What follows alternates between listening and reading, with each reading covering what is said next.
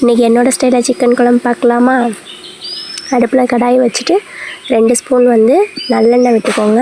நல்லா காஞ்சதுக்கப்புறமா சீரகம் சோம்பு வந்து நல்லா பொரிய விடுங்க. போட்டுட்டு நல்லா பொரிஞ்சு வந்ததுக்கப்புறமா ஸ்லைஸாக குட்டி குட்டியாக நறுக்கி வச்சுருக்க சின்ன வெங்காயத்தை வந்து போட்டு நல்லா வதக்குங்க.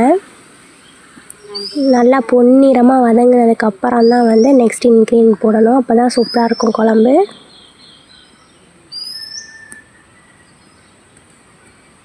நல்லா இந்த மாதிரி கன்சிஸ்டன்சி வர வரைக்கும் வெயிட் பண்ணுங்கள். இந்த மாதிரி வந்ததுக்கப்புறமா இஞ்சி பூண்டு பேஸ்ட்டு போட்டுக்கோங்க. நான் வந்து தட்டி வச்சுருக்கேன். அதுக்கப்புறம் அது ஓரளவு வெந்ததுக்கப்புறமா கருவேப்பிலை 2 கொத்து வந்து போட்டுக்கோங்க. நல்லா கருவேப்பிலையோடு நல்லா வதங்கினதுக்கப்புறமா மீடியம் சைஸில் 2 தக்காளி வந்து குட்டி குட்டியாக நறுக்கி போட்டு இந்த மாதிரி வதங்க விடுங்க. இந்த மாதிரி நல்லா வதங்கினதுக்கப்புறமா சிக்கன் ஆட் பண்ணுங்கள். தண்ணியெலாம் எதுவுமே விடாமல் இந்த ஆயிலில் இந்த வெங்காயம் தக்காளியோடவே நல்லா வேக விடுங்க. ஓரளவு வெந்து வந்ததுக்கப்புறமா கொஞ்சோண்டு மஞ்சள் தூள் சேர்த்துக்கோங்க. மஞ்சள் தூள் சேர்த்ததுக்கப்புறம் இந்த மாதிரி தான் இருக்கும். அதுக்கப்புறம் கொஞ்சோண்டு புளியும் உப்பும் ஊற்றிட்டு சிக்கன் மசாலா கொஞ்சோண்டு 2 ஸ்பூன் வந்து சேர்த்துக்கோங்க. சேர்த்து நல்லா கொதிக்க விடுங்க.